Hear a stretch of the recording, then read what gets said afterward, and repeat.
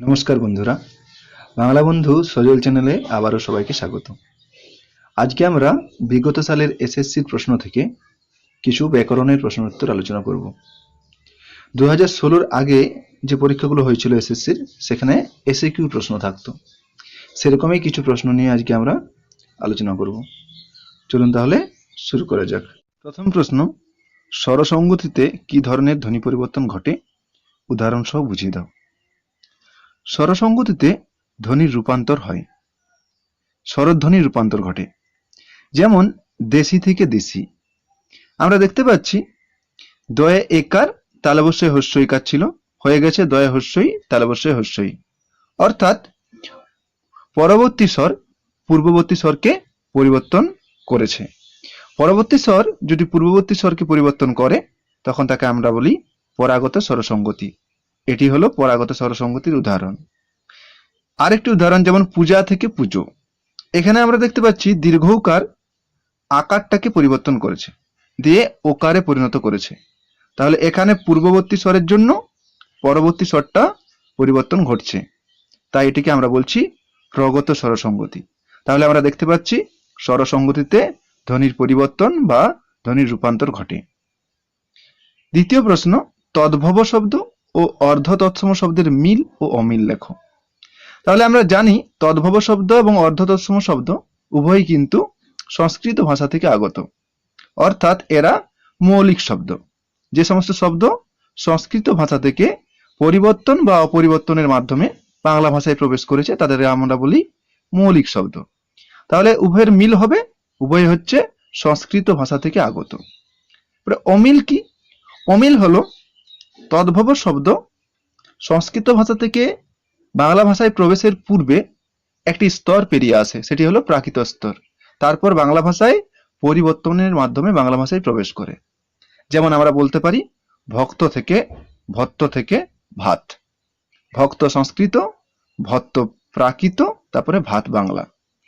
কিন্তু অর্ধ তৎসম ক্ষেত্রে তা ঘটে না।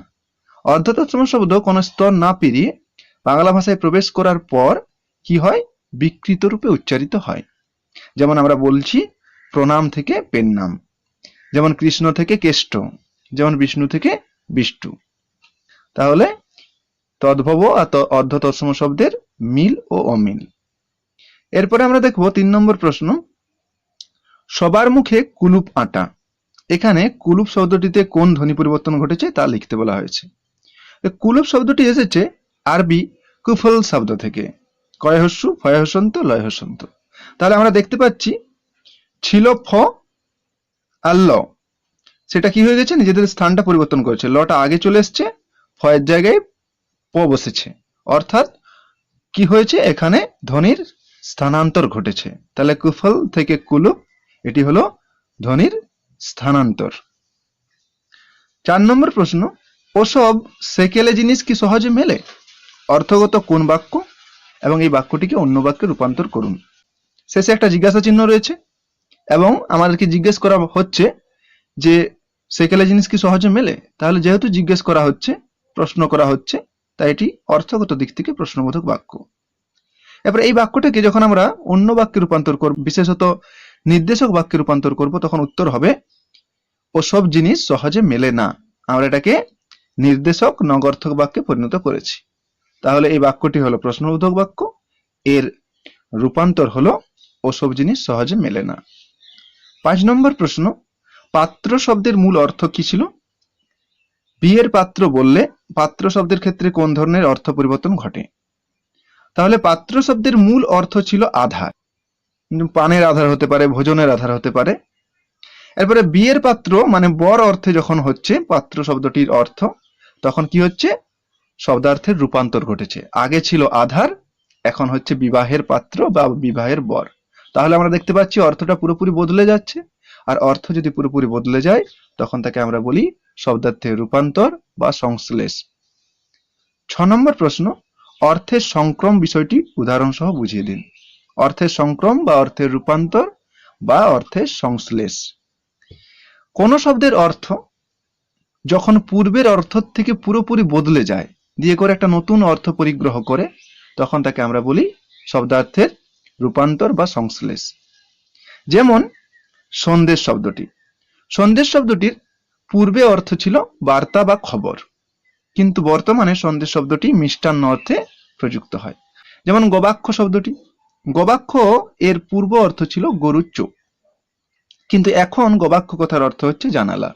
তাহলে যেহেতু পুরোপুরি বদলে যাচ্ছে, তাই গবাক্ষ শব্দটি হলো অর্থের সংক্রম বা রূপান্তরের উদাহরণ। 7 নম্বর প্রশ্ন, দিন কাটে কিন্তু রাত কাটে না, সরল বাক্যে করতে বলেছে। এখানে দুটি প্রধান খণ্ডবাক্য রয়েছে, দিন কাটে আর রাত কাটে না। দুটি প্রধান খণ্ডবাক্যকে কিন্তু সংকোচক অব্যয় দ্বারা যুক্ত করা রয়েছে, অর্থাৎ এই বাক্যটি হলো যৌগিক বাক্য। যৌগিক বাক্য থেকে সরল বাক্য করতে গেলে আমাদেরকে কি করতে হবে? একটি সমাপিকা ক্রিয়াকে অসমাপিকা ক্রিয়াতে পরিণত করতে হবে। তাই কাটে এই সমাপিকা ক্রিয়াটিকে অসমাপিকা ক্রিয়ায় রূপান্তর করলে হবে কাটলে। তাহলে উত্তর হবে দিন কাটলেও রাত কাটে না। তাহলে আমরা দেখতে পাচ্ছি যৌগিক বাক্য থেকে সরল বাক্যে রূপান্তর। 8 নম্বর প্রশ্ন, ধম্ম শব্দে কোন ধ্বনি পরিবর্তন ঘটেছে? ধম্ম শব্দটি এসেছে ধর্ম শব্দ থেকে, ধর্ম থেকে ধম্ম, র আর ম হয়ে গেছে ম আর ম, অর্থাৎ পরবর্তী ব্যঞ্জনের জন্য পূর্ববর্তী ব্যঞ্জন অর্থাৎ রটা ম হয়ে গেছে, ছিল র ম হয়ে গেছে ম ম, ম রকে মতে পরিণত করেছে। অর্থাৎ যদি ভিন্ন ব্যঞ্জন ধ্বনি একই ব্যঞ্জন ধ্বনিতে রূপান্তরিত হয় তখন তাকে আমরা বলি সমীভবন। এটি সমীভবনের উদাহরণ, এবং যেহেতু পরবর্তীর জন্য পূর্ববর্তীটা পরিবর্তন ঘটছে, তাই এটাকে আমরা বলছি পরাগত সমীভবন। 9 নম্বর প্রশ্ন, পশ্চিমবঙ্গের পুরুলিয়া জেলার উপভাষার নাম কি? একটি করে ধ্বনিতাত্ত্বিক ও রূপতাত্ত্বিক বৈশিষ্ট্য লেখো। পশ্চিমবঙ্গের পুরুলিয়া জেলায় ঝাড়খণ্ডী উপভাষা দেখা যায়। ঝাড়খণ্ডী উপভাষা পশ্চিমবঙ্গের পুরুলিয়ায় আমরা দেখতে পাই। এরপর এর একটি ধ্বনিতাত্ত্বিক বৈশিষ্ট্য হলো এই উপভাষাতে ওকার অকার রূপে উচ্চারিত হয়, যেমন লোক থেকে লক, চোর থেকে চর। আর একটি রূপতাত্ত্বিক বৈশিষ্ট্য হলো এই উপভাষায় নাম ধাতুর প্রচুর আমরা ব্যবহার দেখতে পাই। নাম ধাতু বলতে আমরা বুঝি যে বিশেষ্য বিশেষণের পরে আ প্রত্যয় যোগে যে ধাতু গঠিত হয়, যেমন জাড়াবে, ব্যথাচ্ছে, এইগুলো। 10 নম্বর প্রশ্ন, হিমাদ্রি শব্দটি সন্ধিবিচ্ছেদ ও সমাস নির্ণয় করুন। হিমাদ্রি শব্দটি সন্ধিবিচ্ছেদ হবে হিম যুক্ত অদ্রি। হিম হলো বরফ আর অদ্রি মানে হলো পর্বত, হিম যুক্ত অদ্রি সমান হচ্ছে হিমাদ্রি। এরপরে সমাস যখন আমরা নির্ণয় করব, সমাস হবে, এর ব্যাসবাক্য হবে হিম আচ্ছাদিত অদ্রি, মানে বরফ আচ্ছাদিত পর্বত। এটি হলো মধ্যপদলোপী কর্মধারয় সমাস। তাহলে আজকে এ পর্যন্তই। আবার অন্য কোনো দিন বিগত সালের এসএসসির ব্যাকরণ ও সাহিত্যের ইতিহাসের প্রশ্ন নিয়ে আসবো। সবাই ভালো থাকবেন। এরকম ভিডিও আরও পেতে চ্যানেলটি সাবস্ক্রাইব করে রাখুন। ধন্যবাদ সবাইকে।